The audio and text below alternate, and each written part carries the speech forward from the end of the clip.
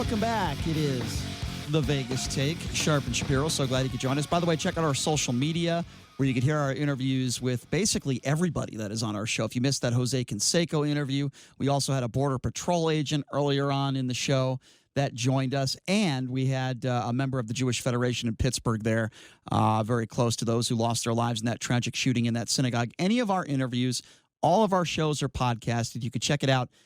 Twitter page at The Vegas Take. Our SoundCloud page is The Vegas Take. Our YouTube page is The Vegas Take. And, of course, our website, thevegastake.com as well. Platforms all across social media, so please do check that out.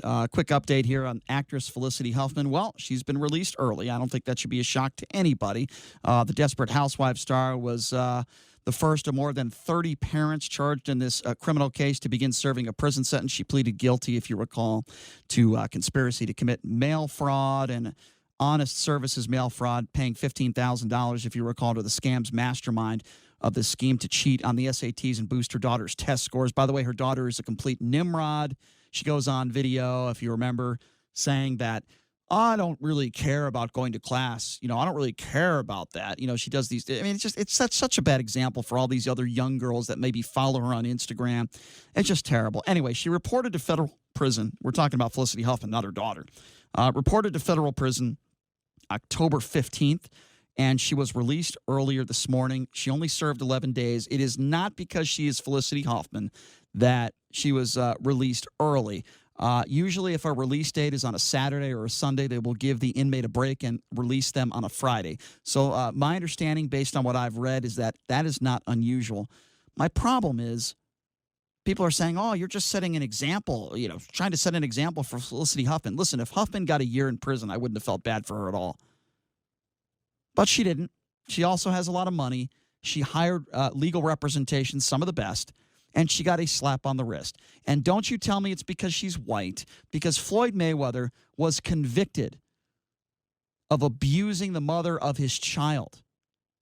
Do we remember this story? That's right. Floyd Mayweather himself, who happens to be African American, was only sentenced to 1 month in jail. And by the way, he didn't serve all that time. And he did get preferential treatment. And the reason why he did is because he's a man that has a lot of money. And there's a lot of money to be made with his upcoming fights back then. Keep in mind, back then, he was not retired. He had more fights in him. In fact, he fought about 6 months later. The point I'm trying, and that is for putting his hands on a woman. Make no mistake about it. What he did is far more serious than what Felicity Huffman did.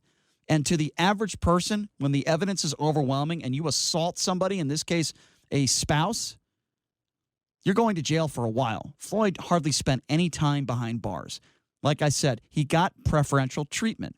And as I like to call it, not the justice system, but the injustice system. Because in this country, when you have a lot of money, in this country, when you're able to get legal representation, I don't care what the color of your skin is. O.J. Simpson is a perfect example of that. Even in his case, you can get away with literally murder. Felicity Huffman did not murder anybody. She didn't physically harm anybody.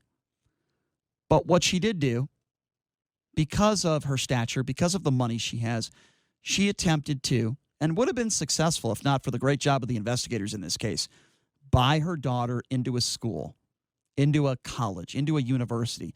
Now, what does that do? We are saying, well, Brian, what's really the big deal here? Well, the big deal is there are students out there, high school students, seniors, that work their ass off in school, that actually want to go to college, that actually want to be in those college classes and want to go into those schools like a USC. But some of those students perhaps in the past have not gotten in because of people like Felicity Huffman, who think they could buy their children into universities and get away with it, who think they could fake transcripts and fake other types of things like playing on sports teams, so on and so forth. There should never ever be a situation like this where it happens. And I'm going to tell you something else, too. Something needs to happen to make sure that people like Jared Kushner are not allowed to get into Harvard because their father donates millions of dollars to the university. That also needs to stop. You should not be allowed to donate money into a university until after your child leaves the school, because things like this happen. And the Jared Kushners of the world are allowed to get into Harvard when somebody else deserves it more because of grades or extracurricular activities, so on and so forth.